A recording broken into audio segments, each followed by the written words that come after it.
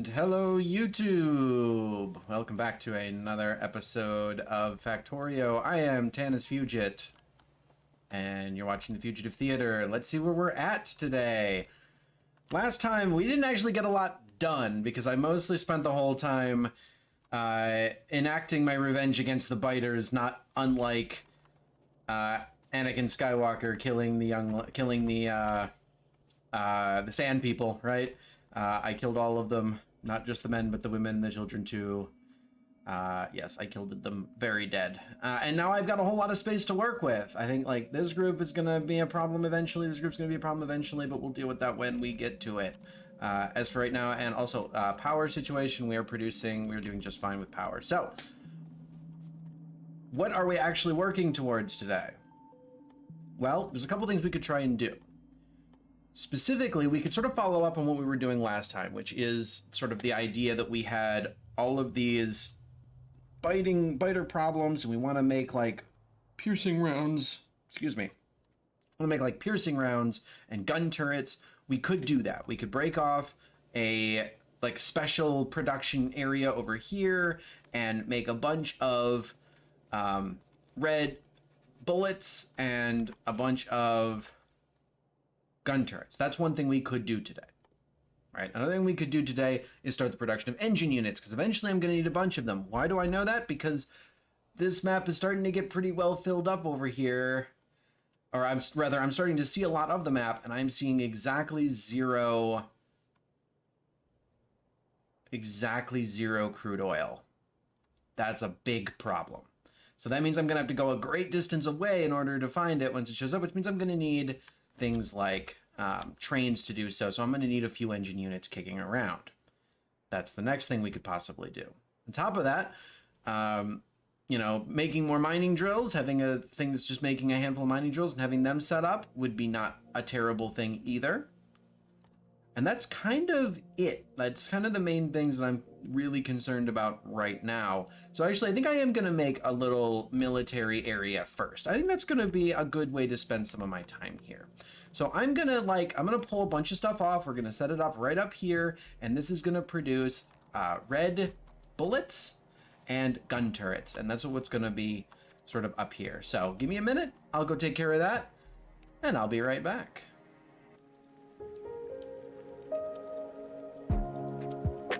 Hey guys, Tanis here. I'm in the editing booth, working on this episode now, and well, I just wanted to take this chance to say thanks for watching. If you're enjoying what you're seeing here, feel free to, you know, like the video, subscribe to the channel, all that YouTube stuff.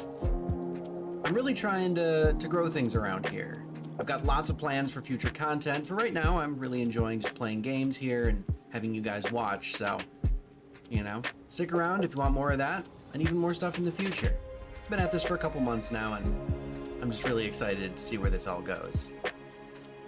As for the game, well, we've hit a kind of a rough spot. This is where the game's scope increases quite a bit, and I always have a hard time keeping up with it, so hopefully with you guys watching, it'll give me the motivation I need to keep it all going. So yeah, thanks, and I'll see you on the other side. Alright, welcome back. That took a little bit longer than I was expecting, mostly because what was a very nice and well-organized bus right around this point has become a jumbled absolute disaster right here. I think I'm going to try and extend what's left of the bit what's left of the bus. I'm gonna try and, like, extend it out just so as that, like, we can get away from all this nonsense and maybe, like, have some sense and sensibility in our lives again, because this is a mess to look at. I acknowledge that. It's like, it hurts my brain and my eyes. So to avoid that, I'm going to go ahead and start the process of, like, extending this out this way.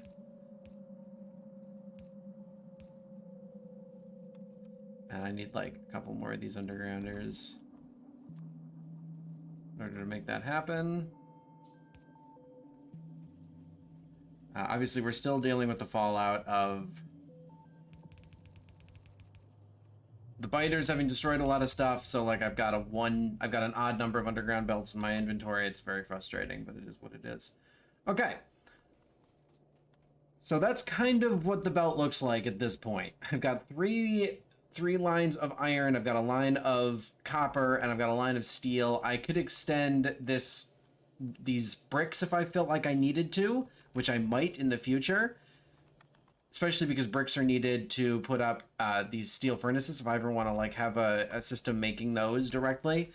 Now, what I'm going to take a look at now, as I look back along the line, is you can sort of see that, yeah, copper's a little bit spotty right now. Despite the fact that I'm pulling a ton of iron, and I'm pulling a ton of iron in so many different ways, the iron is actually like perfectly saturated. I'm able to supply this no problem. This, not so much. This is the last section we have not yet, like, I called it modernizing before. What I really mean is like, you know, increasing my yields, moving towards like the mid game. And yeah, you can see that this is not full in any way, shape, or form. It's actually not even like, I never even like made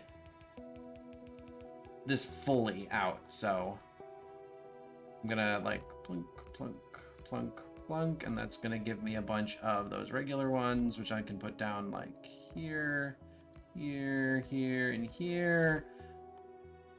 I'm gonna make a bunch of regular inserters because I'm gonna need them here in a second, and we'll start to like turn this on full steam ahead.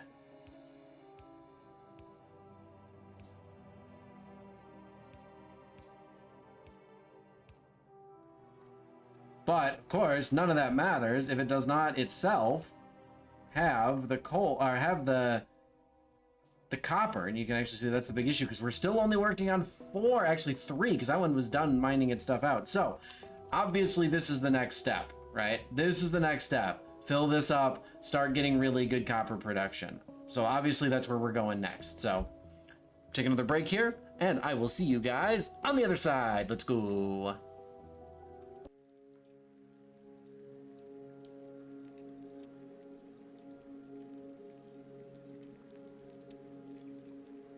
Hey there guys, Editing Tan is here again. I just want to give you a quick insight into my thought process here. You'll notice that I have to put down a little bit of a weird miner right in the middle of the patch there. Well, that's because I couldn't get everything to quite line up because of the shape of the patch itself. Now, I probably could force everything into nice straight lines, but that would require me to have very inefficient miners that were only on like a tiny corner of the patch mining, and I just like to go with less overall miners and more efficiency. It just feels more efficient to me that way, even though technically it's better to just put as many miners as possible on the patch. I don't like it that way. But I've got so many miners working that I decided it's time for a whole second line of smelters. This is gonna mean there's a whole second belt worth of copper plates going down the bus.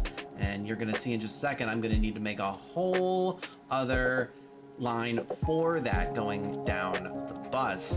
And that turns out to be a little bit annoying because I didn't really prepare for that. So here you see me adding that, and you notice that I want to go all the way to the bottom here, and I decide, there's already lines, so I don't do that. And here I'm like, but it needs to be next to the original line, so it's a little bit of a mess. If I ever have to add a third line, it'll correct all that, but for right now, it's a bit annoying. Oh, just wanted to let you know what I was thinking. All right, that took some doing, but here we are. The bus has expanded. This is more spaghetti nonsense that we will fix later, because eventually we'll be improving all of this even further. We'll be expanding this to even more stuff. It's all, you know, it's all fairly temporary to some degree or another. So I built a few more, you know, I built a whole second line of smelting over here for copper. I pretty much covered, except for this little exclave here, I've covered almost the entirety of the copper patch now. So we're in a much better spot now than we were a bit ago. So now let's actually finally take a look at this. This has been a while that this has been open. Logistics 2, these red belts, so red belts, red underground belts, red splitters, they move much faster than the yellow belts that we've been working with. So they can transport more items more quickly, they can be more efficient, so on and so forth. We will eventually undergo a process whereby we will rip out all of the yellow belts we put down, all thousands of yellow belts that we put down up to this point. We will replace them all with red belts eventually. Or we might just not do that and we'll just go straight to blue belts, because there's actually a higher level of logistics belts down here, logistics level 3, which is blue belts. So we might actually skip red altogether and go right to blue. I don't know. I haven't decided yet. But either way, what we're actually looking for is railway. That's the big one that we're trying to get to, because I could unlock fluid handling and I could start going down the path towards trying to get us into things like, you know, oil production, stuff like that. But we don't have any crude oil anywhere on the map. So we're actually going to need trains to get us there. So this unlocking railway will give us the access to opening up, building a locomotive, a cargo wagon. This is basically, you know, like a place where the train will actually haul stuff, and rails. So we can actually start getting a rail line going. So we're going to start the research on that, and that's what we're going to go to next. So we've had some, you know, movement already this episode. We're actually doing pretty good so far. We have now a full box of 50 guns, so we can, like, you know, put down guns anywhere we want to. In fact, I'm going to take like a half stack right now, and I'm going to put that right in my inventory. And with a half stack guns, that's going to be really nice in my inventory. And then we have over here a huge stack of piercing rounds. So I'm actually going to take a bunch of these and put these in my inventory as well, because I'm going to go into these turrets that I've actually got laid down already. And I'm going to, like, put in, like, you know, a bunch of these into each one of these guys. Let's try and put in, like, 50 into each gun.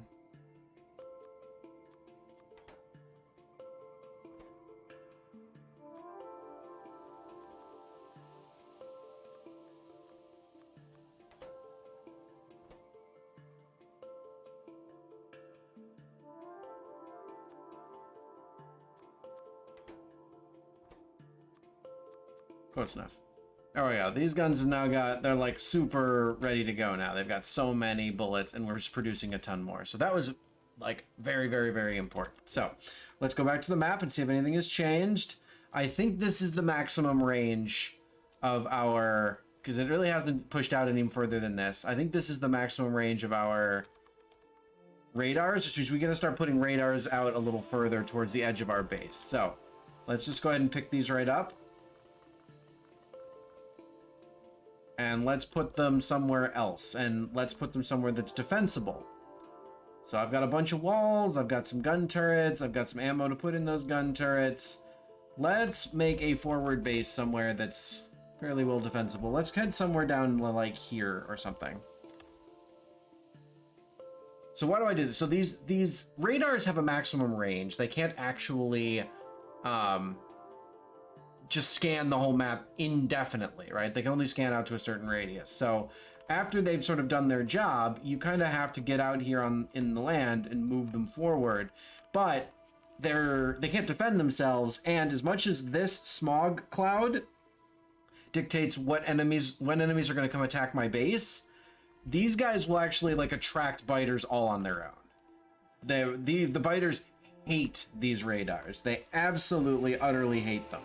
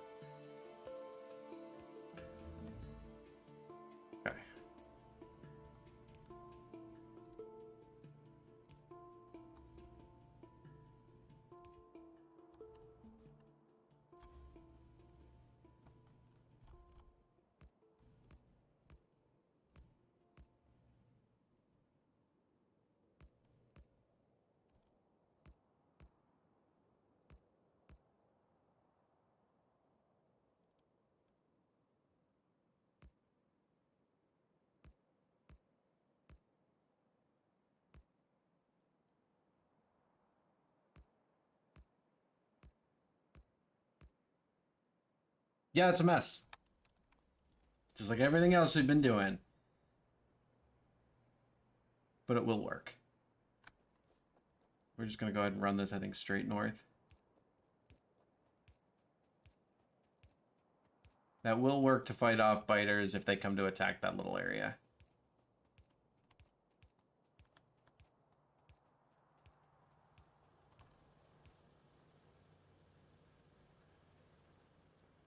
Did that connect? It should have.